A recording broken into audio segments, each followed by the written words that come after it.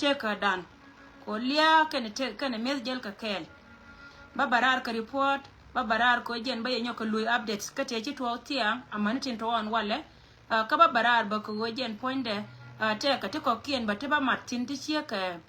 report ko kien ka kui community ne content good ba right tin titi lo anga ko bia ka chia ka ne kon anje mandu ne mer yang do pa na barar wala ka chanka dio ka paere o pani ron ba do da wudi jandara wudi bakel ala ko division 20 especially ayo ko social media mani shiali ngala general mary yang do right na number 2 ni riet kon qui reporter kate tiang te kon de charo de la tiang chane te kelien go shigur me chal ka ma kal kol chalo jien ka jong na batte ka ne di cha kulo kui lien ka report de pan ajena lui ka ngajo lonya jaw kata na ne chite ka je chuo jare rei doar kan te kon te chia kui lien wur mi chal ke ma kal kol medan te dor mi chal ke patai chi kon dia la ngai ku ka report ni chiang chi ne patai chi ne ka ala patai dia ne kap ka ne te kor me chi ka nyor ti no gwa de dan cha ka palong lo na ma ko godi ko jen gor ka je go bara tere ko ne de kon te pin te ka duob dien me tar ka no kor ken duob na tar ka no kor cha ne belat ka social media dung no go me la ba ka ne rar ka kui kai ni te kon lat ke ne te kon ko la gsp le aji an chabde na mo meter ka no kora kan me chi wur mi chal ka ma kal kol chi nyur dor mi chal ka patai kan ni chap ka yetum ka ne de kon ta kel ka ma kal kol ka ne ti 300 e de mi 300 plus kwar ken dia ton kon ta kwan tin kap ko kora kan la go chere mi jen gwa la sep ka kwar ken jen gwa nyur ka tin ka de mi 300 mun no go ne te kon te chi wo ka yai ka ne ti ka 16000 kaneti 16,000 mechi kore da ne ta kai yoi alaga area yua yene te ki pa na okay ike ki alar ne kan yoi kan ka badan area da ne ta ka tine area yua ki yoi exactly badan area yua ba chole yoi ko jen gwa makele la chal ka je yoi e chenta ka kat kare yua ki ka menta kam den kan re yua ta ka ta ngode still chal ka je yoi alare loko dide batte ka gwalti la elekel la te ka gwa mabar mi digira long ka jen ngode la chal ka jeno ere yua ngulo go jen ay chuan ka kamela ka je cha yua cha ka baken batchan kan ka bere ra batta ka ere yua so ngan man balariye go jen point me chiam kore da ne te ka 16,000 ala je ti ne da ne chiben ka yua me chirum chima kal kol che chabe dan che lat ko jen gore je ba kulo chodre chin ko kan chari ala ka kan cha jo kon bene ko ter ba ka wona ka dor mi chal ke pier jin point do bi benene ne lawo bi wa kai charen char bi wo dor mi chal ka wa ala wo jen chabelen ma kale me chi ka chop dor mi chal ka pul shwal en pul shwal kana dor mi chal ka pata chi kana me chi ka chop pul shwal chwa mai do nyal ka chwa la dina lat ke ken ko kan wan ka chi chu kan wa me du ti chu kana wan mu kule nyol mu kwale nyol ne tin content chal ka ji kur en go kan pan ken gor ka je wa ba ji kur ba kula da. And then me she gari je chonga yen chami she ko wona wa chala da ken chikana jio ko woni me wako kor chikana jion jigele kana mago ngai ka je ba cha mala da ken cha gat kana man cha ga jo te ro dun me sha ngai go tela gat cha je kana gwa ma la kana ler ken ken cha lo wa ba kor ba da ko du ma sha kor cha da de ko wa pier ka dini go me te ka ye ya yu and then me cha cho te jaw yene te ko ne chia ku leng tiang te bu yene dong chi ma kal dor kap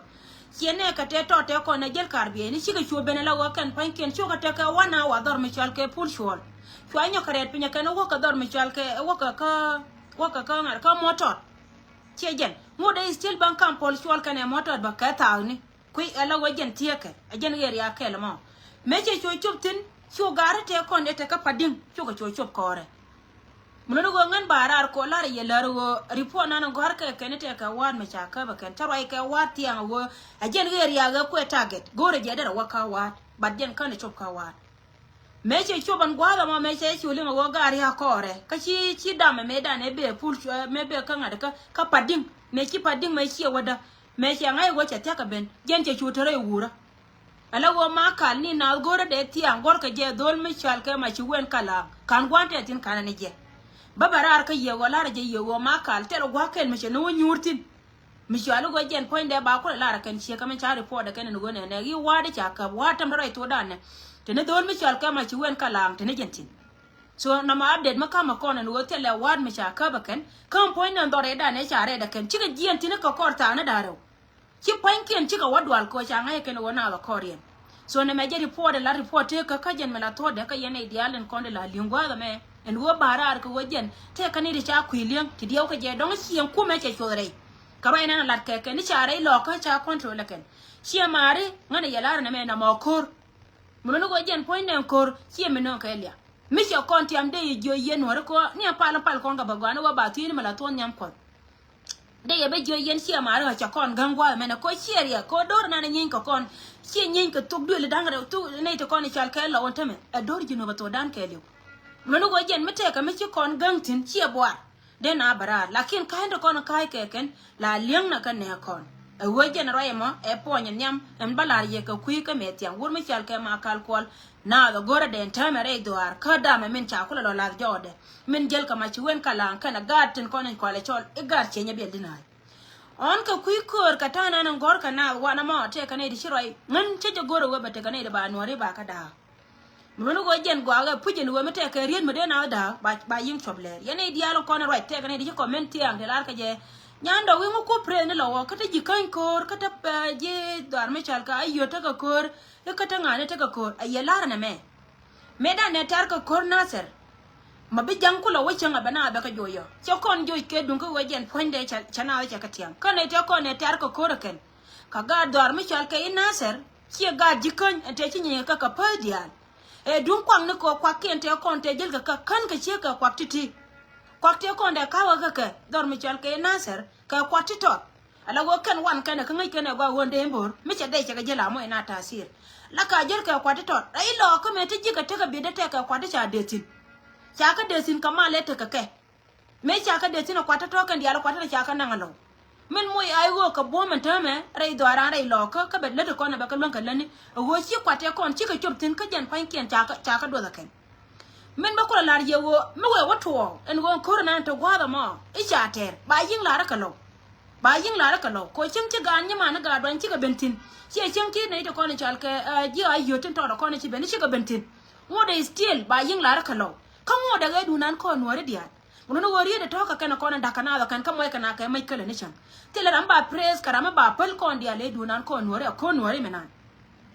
lara ye lar ye ne dia la ko la ko comment ka ri ti la la kini na ka tim ni ken lakin to dia to moy ko kon ka ri ka ken fara ka la de ka social media kor na ko no ri mo ga woto on wajen ba chu gwa wetin be chu wajen po ne chi ka ro la gwa ga mo ngai ka je ne da ko da pingai ka ro dia ngai ka to du le te tin ka ngai ka to du le te tin mun no go chi ka ken ko ne da ko na ba ne belel ka social media ko chi ya le ko ni information ni so na mo me ba lu ne kon ko ne da ko na te ka social media chi ba la ye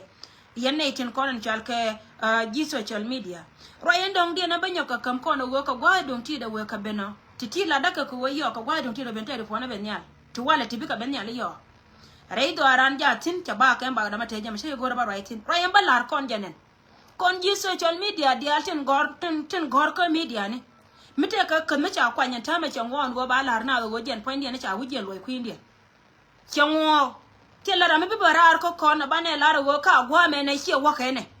me jen la da ko kon ka cha ba ngi ta me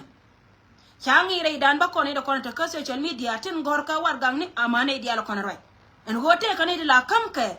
enemy kam ga information indirect kana mon ta me che tuon wajen cha kon mo ka order e kume dan njel chet ke me che lar kon go bia gornga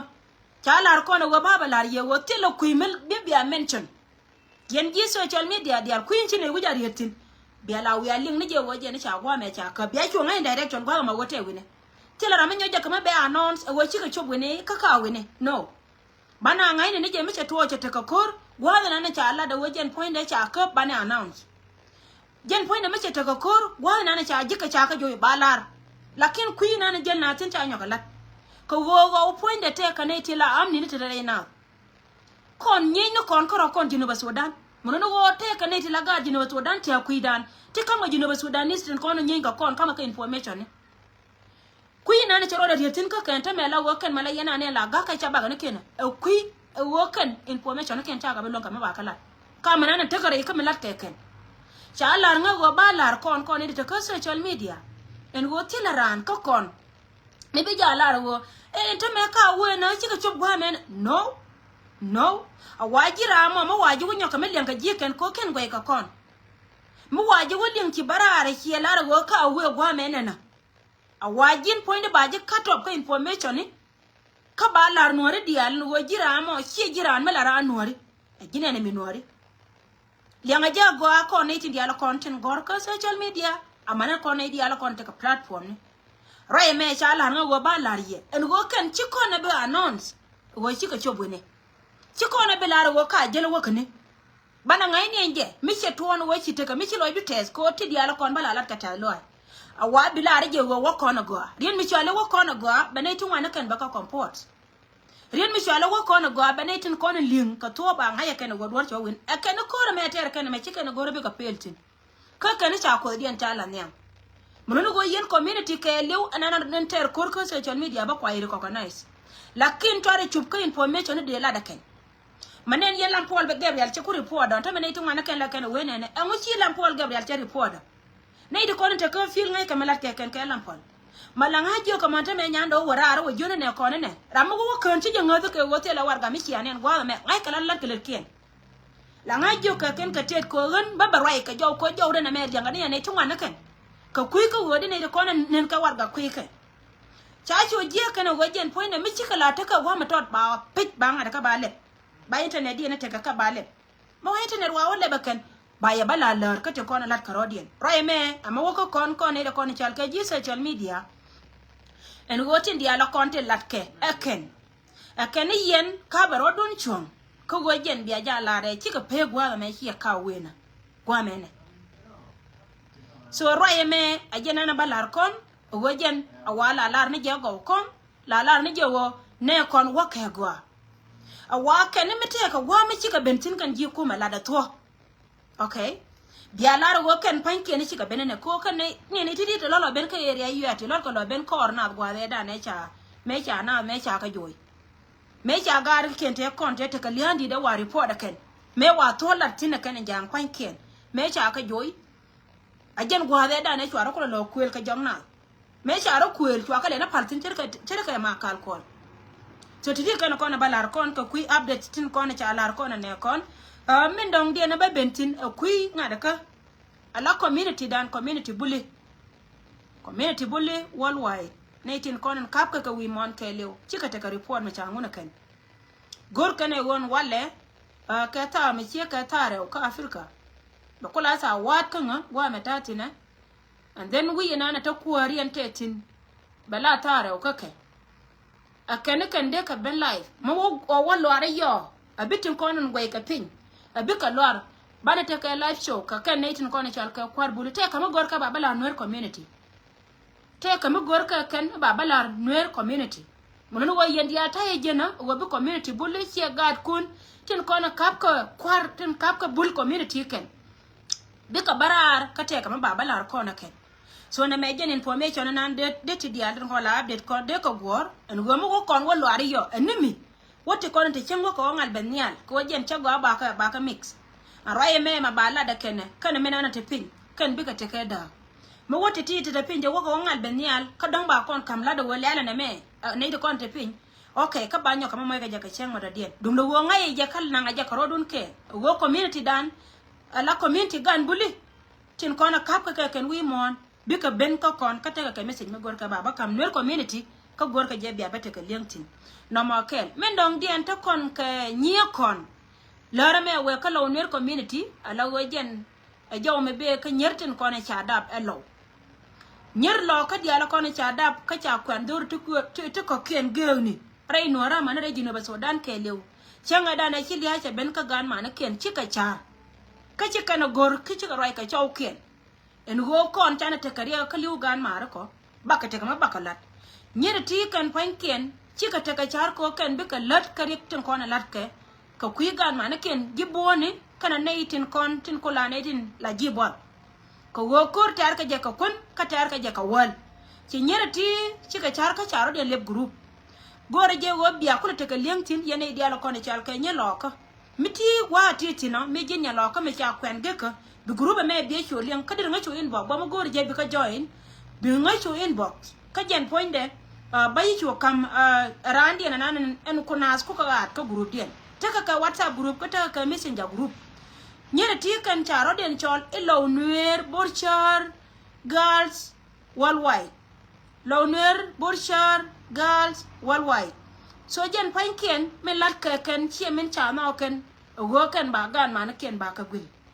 Chala da mo cha token, ka guama bar, kanta me chika chip gwada dien. Chijo me akula bene wo jira ma tikel ka kama. Chia jira me linga kama gwa teka tina.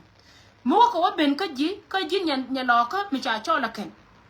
Chua jabu jete ka guama nanga duwar tina ken. Chama da ken kanay da kono kula chow ken, chia jido arien. Kachi jidori kien chaka jogo ke bani chonkel ka gad borchar bani chonkel ka gad borchar en wojen ba ka lwa tru yen nyir ko na chaka no chine titi chika martin amani chokien tin kono kula gad jane tin chaka kwen amani chokien tin laga norte ko kien ka woken ba gan mana kien ba ka gulla ken chakula weme jin mandien mogori lat ka gori jadi ka join ga ka jiba battaka ka nei ti chakwa nyaken dori kontin kono to kontin Nuka Africa, a man kona ideal kona to guada me. Bianga mo ke wukin midung tit, kuwajen bashur ken baka cholie. Kuwa metia ke jika netato, bishu waka kuwajen panken bekalot. Nyere ti lerka ka kujibuani, kajen panken charo kwen nas. Gwani dialo kon titane kon takatin. So liaba ngama akagura, wada da ne chenga da kadian chalatin, kabanisho wakel, ala wajen baka cholie.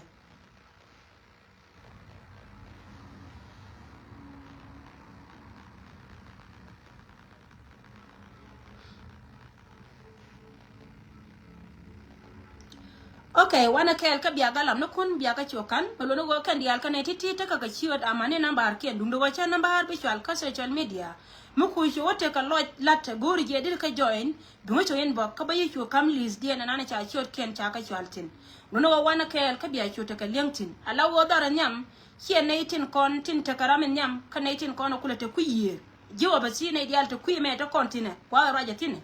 Ta kon ka nyimandan visual ka nya jog biel te ka Canada. Nya jog biel te ka Canada aram kel ka Launer girls milat ka te gan man ray loka nya michal ka nya jog biel miti ka Canada mi gin shek loka matalo du te ka lat ye mi gin nya loka mi nyal ko gori je dir gan more dir kalwa bi nya michal ka nya jog biel ye chol nya jog biel ta ka nambare dum lo cha bi cholye ajara menan en cha kwa nya ken dor michal ka i Canada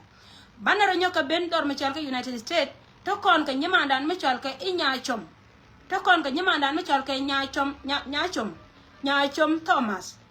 Thomas mungi je gwanan titin ajen nyam kel enanan cha kwan sie cha no enyer kon chal ke Launer girls tin kon ler ka kuite ka gan mana kien mi jin chek lo ko muguri je de ler kel de nyamandan ni nya chom de ye chol ka jen poinde de jo nan ka group nyet lo ka tin kon tin charo de ya la ka kui lo ka gan mana kien. So wana me banara nyoka bendor michal ke Europe ka ne Germany to kon ka nyamandan michal ke nya sura kwa jien ajen nyamanan cha kwan ka jen ramanan kab ne to kon titador michal ke United Kingdom muno go jen nyam kel ka nyedo kon chal ke nyaloka michilo de chi pat ko gore je beler kel ke te gan mani miti gwa miti tin ka kene len de nyamandan ni nya sura kwa jien de ye cho nyoka mi cho beje chi de ya sorry jira ma yoda sorry ta karama ci do de gawi dan aram kel ray doar me chal ke Europe a waka Germany a jen nyamana na kabje and then man rodan nyaka ben pen gwa da me ray we ka Africa to kon kana tor me chal ke Ethiopia to kon ga nyamandan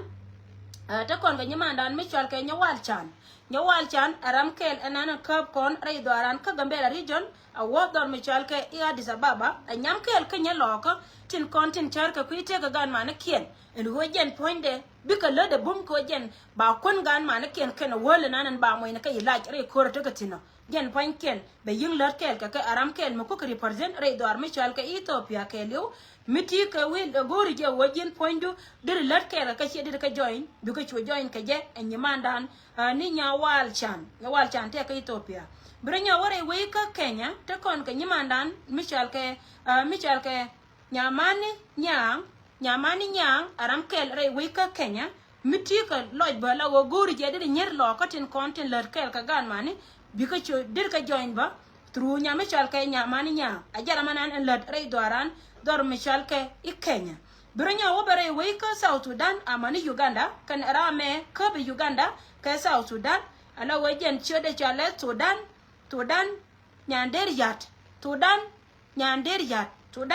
yat ajara mana ka dor machal ka Kenya dor machal ka Uganda a wo ka South Sudan nyere ti ka kan nyere ko ne lat ka kuite ka gan mane ken ka ken ba chilo dien chates kalan lat ka gan mane akeno kon ba ka lat kel kamara ko wo nyal kana man chika dopin titi ka kan idin kon ci ben ka kon ka gor ka je egwa wo jen biya te ka ngaitin yen nyalo ka dia la kon cha kwen geni en go ci nye kun ci nye moro kun tara pom group ka wa mi jin nyalo ka mi nyal ba adir lat ba ka kel ba jiram ken mi dir ka join a wona ka man ken man gan man ti tiani mite karan baka yene di diala ti dor diala ko ne chaka chaltin biya ka chodlem ka jan de ka chogor ne me a report na be ka nyetin ko ne chal ka nyalo ka she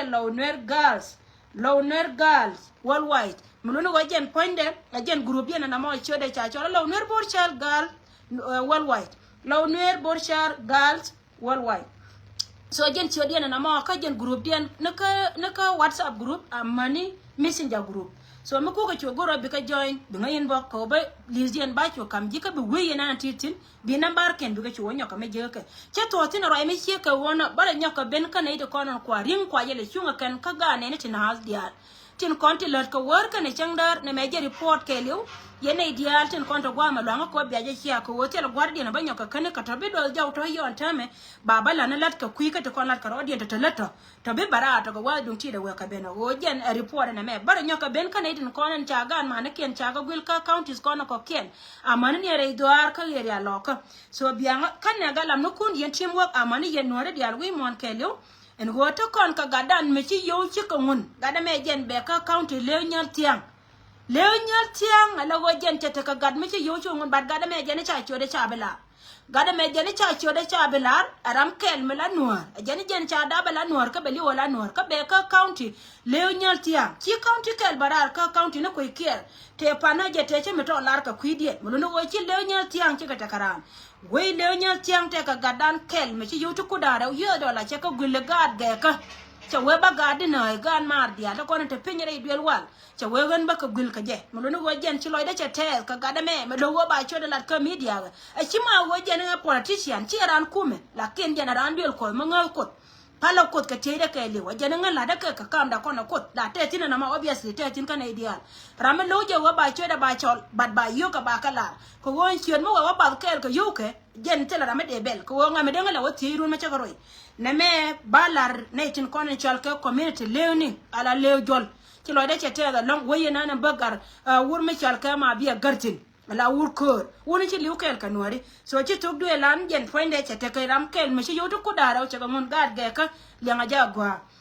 cha yo gila gad kel ka yoto ku dara yel dola ci ka chop ka muktab ne ne ko na chal ga jipainan kach ci ka chop so to kon ka damandan kel mito yo ka kan nyal bad ja jenedien ba chol rame ko ngai je wajen baka ja anytime soon bi ka chop ka jipainan to kon ka gadan mi chal ka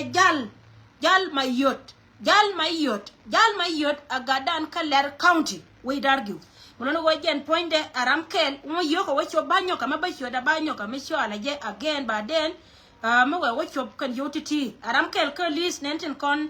tin chiloidian chetes and wajen ba gan mana ken ba ko gil jal chiloida tel kon yoni cho go je painan ko mi chiro dollar gen poinde ngai je wo bi ka chop mono wajen chiloid gan more chiloidian chetes kameladi and wo yen ga ta konte pin be biya te ka lintin gen dol county lera be kala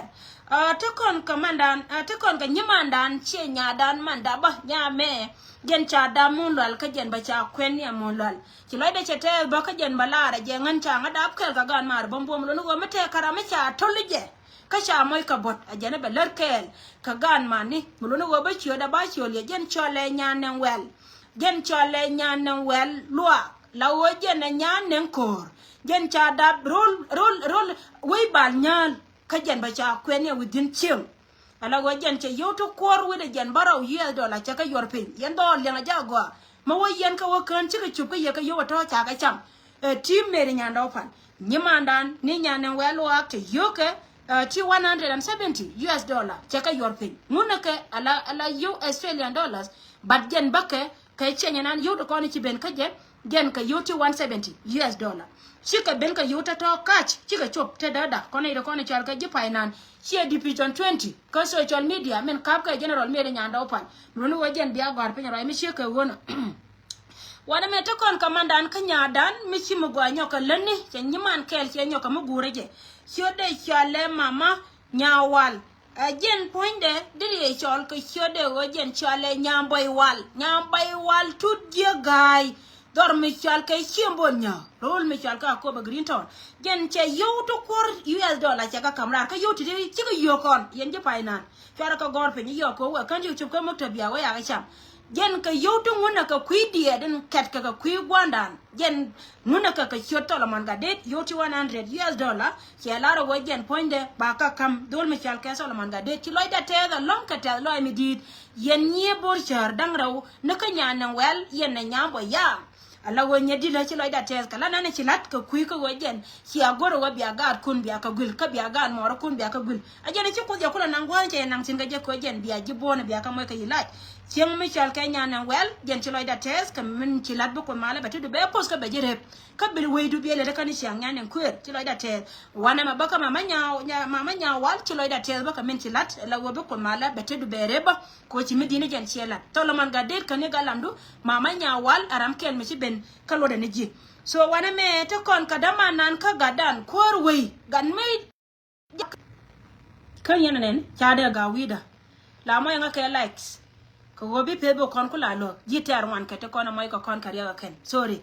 wana me te kon ka gadan che da mandan gur kor me ta wan kor ka gan man ke dole me chale ma muy galwa che yuti 140 US dollar che ka yor pin catch che ka chop ka muktab ji painan yuti ti dole me chale ma muje agat mi cha dab ka ko ba county ma muci loida te good way ko ci gan mo ri ci ka gul gwanan ta tin dum miti wan ko ta me dir kan ka jin pon dir ko dir ter ke ka 19 ko ta pinya ta maka jibone ka kui ka mi ci ka wona ci loida cha te ci ka kan ko na banong ye ka kui ri po na content bana lingan tame ala go ka ri po na ko na ben ka kon ci loy ko te da long ne ko na gul ye nei ka wana ka won yam ka wojen dor di de wana ka won yam ka wobinyin kun be ka ben ka be biya ka kam ne tin ko na chal ka ji painan ajenta na chakari ala kana ma wotele ne ite bakalat kapin tele melaka kapin ti al bakalat gwa me ka biya gala nukuna kana gwana ta yentin biya te ka liang ka short kun en ramichi yoga chika mun ba pig yor ka baja larke lakin me shala cha chode cha belar ngoda bai tele la wo ne tin ko kena kona lat kan yen kena ken ka department in goal e chin ma ne de kona ta ka division 20 ayo sorry la daga ga jawida mono go ngode stirte ka report mi abe na kan 19 kona la gwada dian baba nyoka mission ka je ya gwada me ne diala kona la rai boya kan dial be ka barara no titika kana kona charo dia la kan wana kama bana continue ka je ka wo point kon ka je ka ti kan ne de kon la jiboni aladan mono go ne de la jiboni aladan to kon ka jiboni ko re jen go baran be na kan wo jen biran be na kan ne de kona nyen gwada mo na kan ro dian mite ka mi la to chiro de bugula long mono go yene tin kona chi anga chop ka mi ti ne ka manga yene chi to ngan melane ne la rawo go me chenang na gane ko kien mela rawo ko social media chenang na gane ko kien ngai je ta gan mar ta ga wanku mi te ka gar mar mi chiliu che mi cha gan mar cha kana kan dia la ga lo ko dia la kon na ka che gan ho dia la kon na ka gan mare ga lo ko dia la kon na ka che gan ho dia la kon liu ka gan mare mela rawo wana mo che ku di wo liu ka ka wune mun go chara dia ne te nan dia ka min chi tuo ngai ne wo chi tuo a wo kan wo mo ka mo da ka mabum kon wana ka wanyam wur mi chili wan kur ka wo ganga chiang e wur mi cha ba parwe ka man ra mi cha dab kel ka je ku feel proud mulo no go cha wur kur cha ja para la wejen biran baro do gul yene dia la kono ndiw yene go dong te ka me ba pen gwa nan tatin jen ngana mi cha ne na ka jaira yen ya wana tin kon dia ka me ro do ko kon na kon ro ga tin kon liu kan ya la ga jino ba Sudan mi shi kana no go kan binaitin kono be ka wur mi cha ka Salva Kiir ma ya di bi ka ben bi ka beliu ka wajen kan men takara mana naka kanan ne kan mana ne da kon ta kai la kon ba bare yinga bara mana ka bana mu ga wace liwala wurwai burno go lare yandi Allah ne di ala kon tim yen wo dam tanana twara di yarkatin di ala kon ci to bo ma ter ka mana yan ma bo metet ci wurwai ci wuna wai ci ka liw burno go jen tele mai kale ci jana bana non ka ci na ci ko da bugul bu yena ne da kon tin ma ka kon thank you so much akon mala ko te kel ka yakka bana we ka on nyambara nyoka loirar ka wo ba kon ba update iyo yang amen chala da ne kon wo do bon wakatin mi cha wudian cha loitin ta je nyoka melat ka je yang aja gwa ra ya mo yene de kon pai ben mi gira mati ka platform ka social media cha kon kum ka cha largo baba lar ye wo kuyin wokatin cha nyoko announce mi chika gorgwa chika gorti na tiede jente mani alam Paul Gabriel shi wo che report je te malat kana je ken ku medan but cha kon allow tin wo jen biram kel ba barara cha choose keno mo waji wo choose en wo